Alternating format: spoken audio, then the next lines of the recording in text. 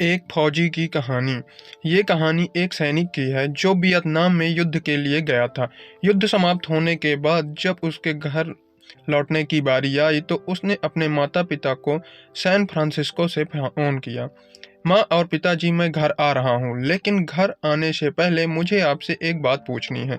मेरा एक दोस्त है जिसे मैं अपने साथ घर लाना चाहता हूँ। क्या उसे मैं ला सकता हूँ? बिल्कुल बेटा, ये भी कोई पूछने की बात है। हमें तुम्हारे दोस्त से मिलकर बहुत खुशी होगी। माता पिता ने जवाब दिया। लेकिन पहले एक बात बताओ, आप लोग जान लें, सैनिक बोलता गया। युद्ध में वह बहुत बुरी तरीके से घायल हो गया। उसने एक बारूदी सुरंग पर पैर रख दिया है और उसने अपना एक हाथ पैर गवा दिया। उसके पास कोई जगह नहीं है जहां वो जा सके, इसलिए मैं उसे अपने साथ रहने के लिए आना चाहता हूँ। उसकी यह बात सुनकर उसकी माँ बोली, बेटा, तुम्हारे दोस्त के बारे में जानकर हमें बहुत दुख हुआ। हो सकता है हम उसके रहने के लिए कोई जगह तलाश कर सकें। नहीं माँ, मैं चाहता हूँ वो हमारे साथ रहें। लेकिन बेटा, पिता ने कहा, तुम समझ नहीं रहे हो, तुम क्या चाह रहे हो। इस तरह का अपाहिज व्यक्ति हमारे लिए कितना बड़ा बोझ होगा। हमारी अपनी जिंदगी है जीने के लिए और हम नहीं चाहते कि इस तरह की कोई भी परिस्थिति हमारी जिंदगी में दखल दे। मेरे हिसाब से तुम्हें अकेले घर आना चाहिए और अपने दोस्त को वहीं छोड़ देना चाहिए। वह अपनी जिंदगी जीने के लिए कोई न कोई रास्ता निकाल ही लेगा।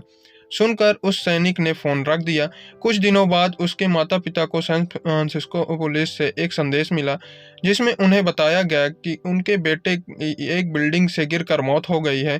पुलिस के हिसाब से ये एक सुसाइड केस था। दुखी माता पिता ने तुरंत ही सैन फ्रांसिस्को के लिए फ्लाइट बुक कराई और वहां पहुंच गए। वहां उन्हें शहर में मुर्दा घर ले जाया गया ताकि वे अपने बेटे की पहचान कर सकें। उन्होंने उसकी पहचान कर ली, किंतु ये देखकर उनकी कपकपी छूट गई कि उनके बेटे का बस एक हाथ और एक पैर था। दोनों दोस्तों, इस कहानी में जो माता पिता हैं वे हम में से बहुत से लोगों की तरह हैं जो अपनी सुविधाओं को अधिक महत्व देते हैं।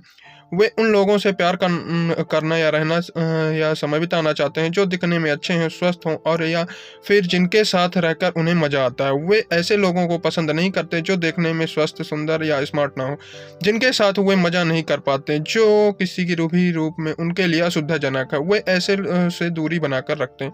लेकिन कभी कभी उनके इसी व्यवहार के कारण उनके सामने ऐसी परिस्थितियां उत्पन्न हो जाती हैं जब उन्हें पछताना पड़ता है। आइए लोगों को वे जैसे हैं वैसे ही अपनाएं और ज़रूरत पड़ने पर उनकी मदद करें। फ्रेंड्स, आपको ये फौजी की कहानी कैसी लगी? आप अपने कमेंट्स के द्वारा हमें अवश्य बताएं और वीडियो अगर अच्छा लगा हो तो लाइक करें।